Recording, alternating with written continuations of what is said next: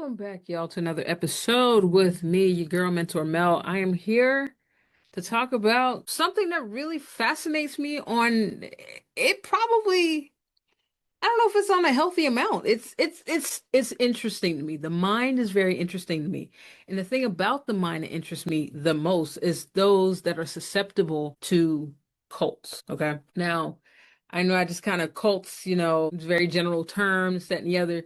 But like I guess what first let's start it off strong. Before we get into it, y'all, if you look up Google Mentor Mel, you'll find me on all platforms, various things. So Mentor Mel. I also have a link tree that will go to those things. It will be in the description of this video or audio, whatever you're listening to.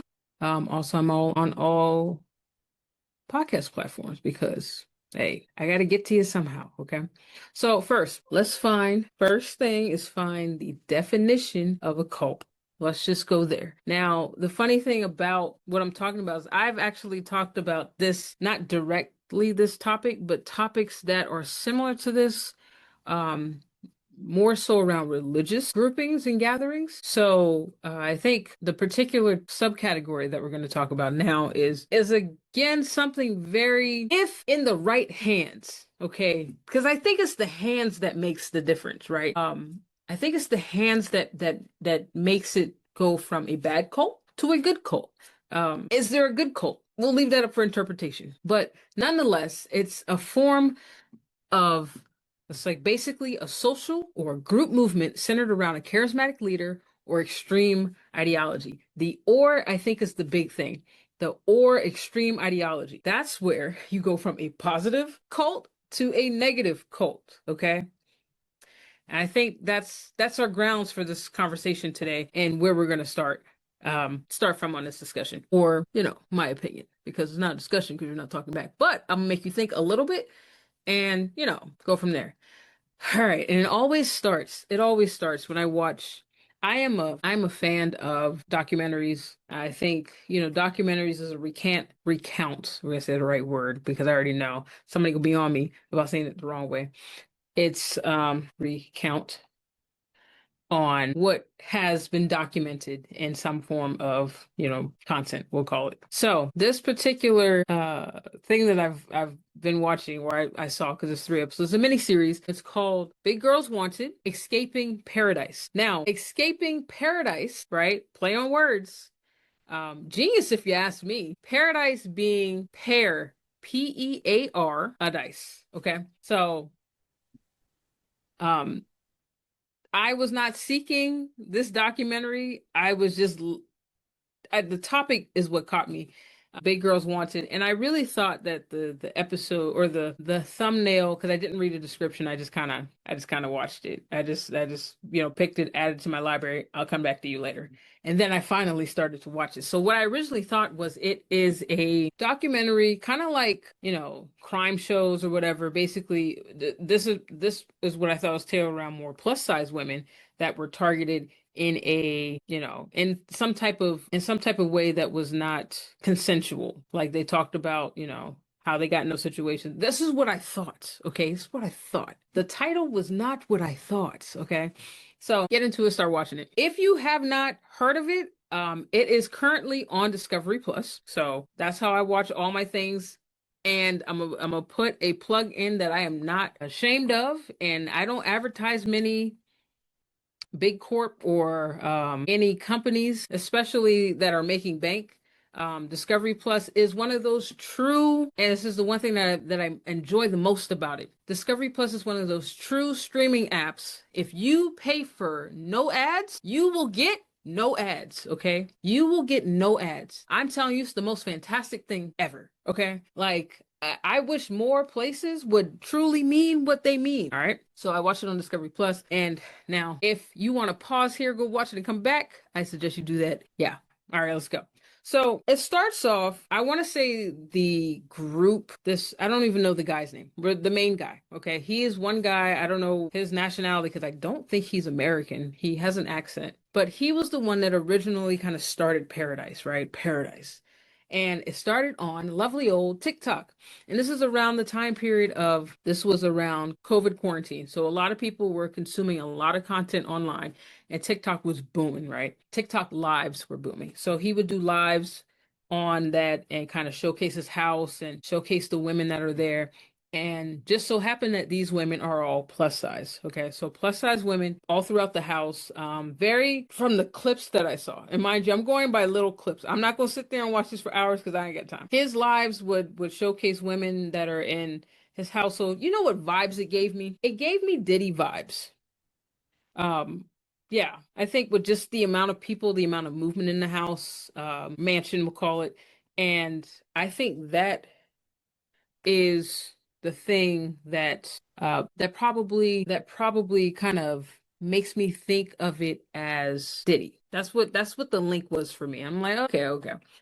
Now I can't say if it's as bad as Diddy, so we won't say that. But the whole house vibe, the whole house movement, a lot of movement going on, a lot of enjoying the inviting people over, all that type of extra movement in the house, completely gave me Diddy or hosting vibes. Okay. Now, what he was showcasing was very like positive and body positivity for these women, and when they come there they would feel very inclusive amongst, peer groups, this, that, and the other. They weren't shamed for being plus size or anything like that, or there isn't any kind of side comments, that they may hear out in the everyday world, right? So it was basically him creating an ecosystem in this space where they can feel loved, they can communicate, have a community, find friends, basically kind of curating that environment. Right now, on the surface it looks like a fantastic idea. I am 100% for what the initial presentation was, but for some reason I don't understand why people that are in a position of having a form of a strong ideology and a following, right? So he has this following that he's curated from TikTok. Lots of people come and watch it. And, there's a lot of people that can sympathize with the people that are going there and choose to go there. Now, the women, I guess he would reach out to them. I don't understand how the level of exchange happened to where someone goes from watching to being there, right? I think there's a form of communication back and forth. I really think it's from him. Later on, they kind of allude to that he kind of chooses younger women. I don't know. I can't say. That's what they say. For whatever reason. And so I don't know how they go from viewing to being there, right? And I think he was in Vegas. So Vegas is all, honestly, okay, Vegas is hot. All right, Vegas is hot already. And, I'm not 300 to 400 pounds. I could only imagine you going to this hot ass place, being plus size, like it from geographically, that's not the place that I would think somebody would want to go. But apparently he was able to draw a pretty good amount of people there. He also would let them live there. So they would live there. They somehow they get there. He would, I guess, pay for food. Basically, they were living for free. And the trade-off is basically you're always recorded, except for, I think he said, except for bathrooms. Now, that's where I get Diddy vibes, okay? Because every corner of the house is basically recorded, and there's really truly no privacy. And on top of that, he can kind of flip to that to like live stream. So he has a command station, we'll call it, in his house mansion, and that's where kind of all the data goes, right? It just goes there. I feel as though it's a little predatory in a way. And, you're kind of capitalizing off of people that are just trying to be, right? And yeah, it don't sit well with me, right? So, talk about the environment that he's created. Now, the girls that come there, vary in range of weight and of age. And I think, having those kind of, differences of people will also create the community. Amongst the girls, I feel as though it was such a welcoming space. And I think that's the thing that originally, brought more people in. So now the guy just happens he apparently likes him big, and that's kind of his like fetish type thing. And I don't like when people kind of fetishize, the way someone is. I only like you if you're over 300 pounds and can move. That's what he said. like, okay. Also, I think he was into feeding. He enjoyed watching women eat, and he was like, "Well, I didn't force them to eat." Yeah, but you're kind of not making it easy. You giving them it's like giving because food is the addiction, right? Food is the addiction to some degree. And you were basically shoveling food to them and be like, here. But I know, it's gonna be hard to have self-control if my addiction is food. And I think he capitalizes off of that. And I don't like that. I don't like that you are kind of playing with their not necessarily a problem but their vice. You're kind of playing with their vice, right? And yeah, so what would happen, right? He would do that. He would have sex with them. Now sometimes based on the women, some of them said it was not consensual fully. And I guess the Foley part comes in where, it's fine in the beginning, kind of the petting and all that stuff. But, once it gets to the point where they don't want to do it, they don't feel comfortable enough to say no. Now, I think it's up to interpretation at that point whether it was um, coercive or I was complicit, essentially. That's I think that's the problem where how they did this documentary is viewing two different viewpoints, right? So you're gonna have, and this is kind of where there's three sides, there's four sides to this entire encounter, right? We have women that did not feel as though they had any problems at this place, and they didn't feel as though they felt like everything was consensual, and they felt fine with what happened. And there's women that felt as though I was taken advantage of, I was coerced, I was sexually assaulted, those things on the other side. Then there's the part where he is like, well, I feel as though, well, nobody said, I have camera footage, and I didn't force anybody to do anything they didn't want to do. And then you have the truth. What is the truth? Nobody really knows, because at this point in this entire encounter, I feel like is very subjective. I feel like, some people you can, and there's no way that someone could be wrong in how they feel about a situation or an encounter or whatever. Everyone has their experience with it, and everybody has their dictation on what actually happened. And I think that's where this whole thing has kind of blown up, right? We have girls that felt like they were sexually assaulted, and they're very outwardly spoken about that, and they share that. And I feel as though if that's your truth, definitely share that. Let the people know that are thinking about going to paradise, right? And if you feel as though on the other side, you feel as though I didn't have any bad experience, that may have been you. Like, it's not necessarily everyone had the same experience, but knowing that there's a potential for things to go in the direction that you don't want to, then you use your best discernment and your best judgment to figure out what you feel is best. Okay. So the thing that with this whole situation is it can go like four different ways, right? So this documentary follows the people that were there. It also follows one of the girls that was dating the guy, and basically how her push on it was, well, I haven't had a bad experience and this, that, and the other. And basically, honestly, she was like the face to Paradise. She was the face that was drawing people in. And originally, I think how she got there was because she was so positive and kind of confident in who she, not kind of, but confident in who she was. And I think that was the thing that kind of pulled this guy to her. And then I think that's how Paradise kind of started, right? So yeah, now this whole thing, because the first episode is the Mirage. They call it the Mirage. Yeah, so it's the Mirage. It's the first episode, and that's going to tell you kind of the girls that come in, the community that's built, like all these positive things. That's how these documentaries get you. They pull you in, and then mind you, as somebody that didn't know what was going on or how I even got here or like what I was expecting when I watched it. Okay, that's what got me. I did not know what to expect, and that first episode took me on a little. I was like, oh, this ain't that bad.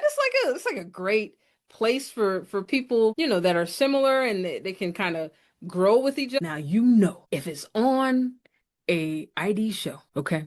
If it's on ID and it's a documentary and it's a mini series, most likely it's gonna take a left real hard pretty fast.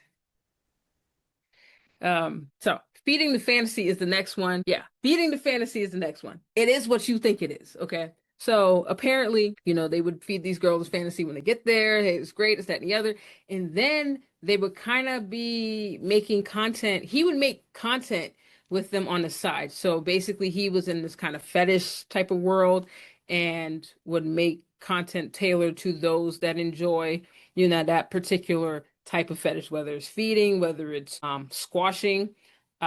He would have apparently a circle of people that would come there and want to be squashed by these women, and I'm assuming the women would get paid as well as him. Okay, so it's kind of exploitation, not kind of, is exploitation to a degree. Now the question is, was this a consensual thing, or was it kind of like, oh well, like was it kind of like a guiding to, hey, I mean, you could just do this and it's fine. Like, what is the impetus behind how this even got to where it got to, right?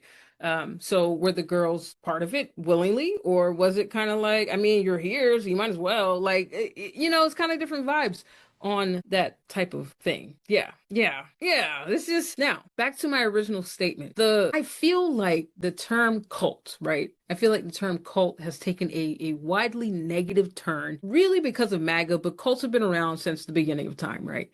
But I feel as though I don't understand why cults take such a negative turn. I know it's because of the ideology. I get it. The ideology is very extreme depending on.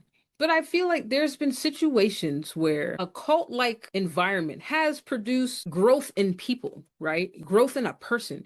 But I guess the problem comes with money, exploitation, and ego. Ego probably is the biggest thing. But I just don't understand. I would love for a cult to just be positive. Like I guess it's not a cult that is not called a cult. Then I guess it's called a tribe. And I would love to cultivate positivity and people just really growing, expanding, right? But I feel like the world that we're in, especially the online world, the things that are negative seem to take off more because it's the wow factor behind it. It's like, oh my gosh, I can't believe they did X, Y, and Z. It's like they keep trying to push the bar. I feel it's the same thing same thing with like murder. Um I feel like we're so wowed by it that it garners a lot of attention and it garners a lot of eyes on it. And because of capitalism, when there's more eyes on something, hey, that's more opportunities to give you ads. That's more opportunity for people to show you the product that you may want to buy. You said that you wanted more furniture and, the phones and things are always listening. You said you want to do this. Well, here's this on this lovely thing that you're watching. Like Facebook for real is driving me nuts because why are you pushing me an ad in a minute long video? I find that very insulting, but that's my side rant. I could go on more about Facebook and how it's transformed into the trash that it is now, but whatever. But yeah, I just wish that positive things really pulled more eyes because the mindset of people, they want to grow. But right now, the collective, the group of people are in such a consuming role, and there's such in a consumption of like just boredom, really just scrolling, just doom scrolling. It's so bad right now to where honestly, if you're a creator, you might as well just go for it at this point. Will it hit? We don't know. Give it a try. The worst that can happen is they keep scrolling. So, but yeah, like I'm fascinated with these types of, we'll go with the technical phrase of cults. I'm fascinated with these group or social movements centered around a charismatic leader or extreme ideology. I am fascinated by those that are drawn to that. And on a more positive side, because again, I feel like the term cult is such, it's been used negatively that it's not viewed if it's like Tony Robbins or some other motivational person. Like technically that's a cult too. Like the question is what do you do with your audience of people? How do you grow them? And I think that's the thing that especially, and I feel for this man, not even feel for him, but I don't understand how you can take advantage of vulnerable women that are coming to you in an attempt to feel seen, feel loved, and feel unjudged. And here you are. It's like, oh, well, come on in. I got you. I got you. Yeah, come on. It's like now I'm questioning your niceness. Like, are you trying to get something out of me? Like, it could just keep going how people use their power, right?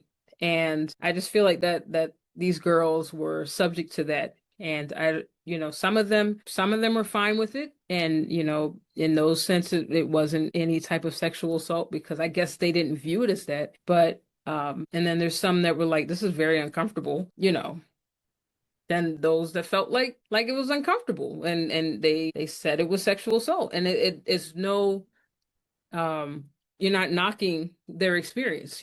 Maybe the question too is like, if I'm not educated on it, is it really what it really is? And I think that goes down to it as well. Like, these other women are probably more educated on, this is not right, this is probably what it is, versus those that are like, well, I mean, I did kind of say yeah in the beginning, but like, you said no at one point where it's too far. And it didn't stop. So, take your pick, but it's definitely not in a positive manner. So, but yeah, this guy, the documentary takes the perspective of the women that were fine with what happened, those that were uncomfortable and it was not okay with what happened, and then they take the perspective of the guy. So he's actually doing the interview too, which I find interesting in this documentary, meaning he willfully participated in this. This wasn't a kind of smashing or bashing of what Pearadise actually is. He is sitting there trying to kind of defend his actions. And the one thing that he sits on, and this is what I don't like, is the fact that he sits on that camera footage. He said, well, technically, we can just pull the camera footage. And yeah. So it's like, you knew some of this might not be, somebody might say something and you're like, I'm just gonna have my recording, so you're not gonna get me. And then maybe that's kind of the perspective of a guy. Like, honestly, guys nowadays, if somebody were to claim something happened, it kind of could damage your brand, who you are. It kind of can go far. So I don't know. Like, I truly don't know. I don't know. But I will say the last episode of this miniseries is Cass is the girl that was dating, I don't know his name, Stefan, whatever. We'll say Stefan because it has an F in it. Cassie was dating Stefan, and Cass winds up dying, right? So Cass leaves. The relationship was very toxic that they had. This was the girl that was kind of the face of Pearadise. People would come near this, that, and the other. The relationship was toxic. So what happens is they end up breaking up. She goes off wherever, and then because of the lifestyle that he had presented her and provided her, right? She now had to find a way to maintain that, right? So what she did was, because she was linked to circles that were into this fetish thing, and particularly she did more feeding things, right? So in the feeding, they would pay to watch her eat, and that's how she was making her money. I don't know how many of these sessions she did, but I do know from what they say in the documentary, she leaves, she comes back. They say when she comes back, mind you, she did try to commit suicide before she leaves after the breakup. It's just, again, very toxic relationship. They probably shouldn't have been together in the first place, but yeah. So she leaves, comes back. One of the girls that they interview, she has, stated that Cass has gained like a good 100 pounds, maybe 120 to 150 pounds. So she is way more heavier and can't move like she used to be able to. And, this is noted. And then also, I think she said that you can see that her spirit just looks very down and not bubbly, this, that, and the other, like she originally was.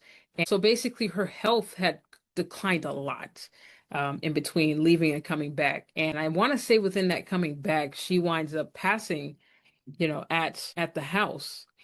And, that kind of puts a huge kind of strain on the space. And, those that were connected to Cass, and, even the guy, of course, everyone was sad that this happened, but it's the dependency of the relationship, because he would not leave her alone when she left. And I think slow and steady, he worked on her coming back. And maybe it's because he really cared about her. Maybe it's because he liked that she had gained even more weight. Maybe he liked the control. I don't, what the influence was behind having her come back. I truly think that was kind of detriment to her, existence. And then, not breaking this guy. And when I say break, I mean leaving him, not being able to separate yourself from him, kind of led to the demise. And, I'm going to go on a sidebar real quick. because this is not just about the documentary, but when you have somebody in your life that is truly sucking, like sucking your spirit. And, for the girl to say, her, even she like looked different. And you can kind of see it from when she first was like posting on TikTok to when like the last couple of clips that they had of her, her color looked like she looked very pale. And yeah, I mean you can tell when someone's spirit is just not happy, not there. You can tell when you can tell when there's a leech that's just sucked as much as they can out of somebody, and they're just kind of existing now. And I feel like that's the state that Cass was in when she went back to Paradise and went back to that guy Stefan. And eventually again it caused her to die. But even in your life, if you first you have to use your discernment to realize things that are not supposed to be around you. Again, it's very hard to break it because it's what you've known, right? Nobody wants to step out on the unknown, but sometimes stepping out on the unknown is the thing that can save your life. So you have to determine those things that are not serving you well, that are holding you back, that are just kind of just there waiting for you.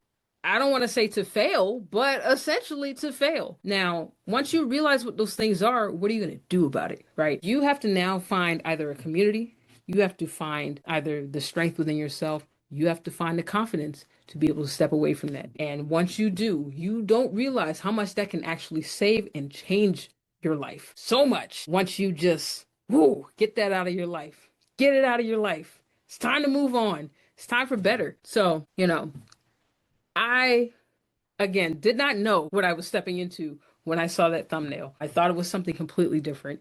And I will say that the documentary from a director standpoint was done very well because this documentary did not fully pull sides, right? It just presented you with information. And I feel as though my end result of this documentary is people have their experiences where they have them at this location. Some of them positive, some of them negative. Everyone can have their own feel on what actually happened, and that doesn't mean anybody's right or wrong. And this is the time the time where you kind of toe the fence and not discredit one another. Now, how this thing ends is he is suing the girls that said, "Oh, well, you're doing this whole Me Too movement and you're trying to discredit myself and saying and defamation of character and all this shit, right?" And the girls are like, "Well, I'm now gonna sue you because you did this, that, and the other, and da da da da." So yeah, it's a lot. Okay, it's a lot. I would challenge people in this situation, to really this is the part where, if you are, and I don't want to say weak-minded, but if you are in a place where you are self-doubting yourself, you are in a weakened state, use your discernment fully on if a space, a community is right for you. And it doesn't necessarily have to be this community. You can find, there's so many groups online, y'all. It's kind of crazy. You don't even have to go somewhere, Vegas, in the heat anyway, to find a group that is for you. That's the joy. I want y'all to understand. I was in high school. High school, you feel like you're the only one that's like you, right? You find people that you can kind of sit with and chill with and kind of be cool with, but they're not quite, they're just the group that'll get you by, right? College is your first introduction to even more people that can potentially be your group. You're expanding out. You're out of the town. You're out of the towns you grew up in. You're depending on where you go, either deeper in the state or anywhere in the country, anywhere in the world. You have opportunities to expand out, and the joy is you don't have to go to college to expand out to other people. You just need to find your community that services you as a priority, not as something to use. And I think that's where the girls that kind of are drawn to this location don't realize offhand. Hence the first episode being the mirage, right? But yeah, not know who you are, but at least have an idea of your moral value and things you will and will not accept. And even though you're there, like say you actually get there and be like, "Oh, this ain't for me," you better hop on that plane real fucking quick and take your ass the fuck back home. You better go quick because this can go left real bad. All right. And then next time, don't do this shit again because you got lucky that you were able to leave. Because some people go to places and they don't come back. Okay. So I need y'all to understand that your safety is number one value to you, first and foremost. Do things that are safe to you. All right. I'm tired of mothering y'all now. All right. Coming back. Back to Mentor Mel. But yes, I would challenge you all to go watch the documentary. I was just shocked. Okay, I didn't realize that the internet had gone this far. And when I say the internet, I mean this group. Again, great play on words. Why can't it just be fully positive? I'm done with that. I just don't get it. I don't get it. I don't get it. I don't get it. But yeah, y'all, thank you for listening to my rant about this latest documentary. I think I don't know if it's gonna be my next episode because I feel like I gotta come with full details and receipts, and I gotta come with all this stuff because I want to talk about Caitlin Clark. And I want to talk about Caitlin Clark in the WNBA. And I know if you're listening to this topic, yes, we're going to talk about women's basketball as well. So there's two categories that I have primarily realized that I stick in. I love me a good documentary, and I love to watch women's basketball. And it actually has grown within the last couple years because I completely stopped watching women's basketball, especially college, because UConn was winning all the time. But one thing I do know about myself is I need to be a basketball analyst because your girl knows how to call them, okay? I'm pretty good at it. If you want to take a listen to my last call on the NCAA, whatever this last season with 2005 to 2006. Yeah, I love me a good upset, and I'm glad that my prediction was not fully correct. But the teams that I knew would perform how they would most likely performed as they did. Okay, that's the fun stuff.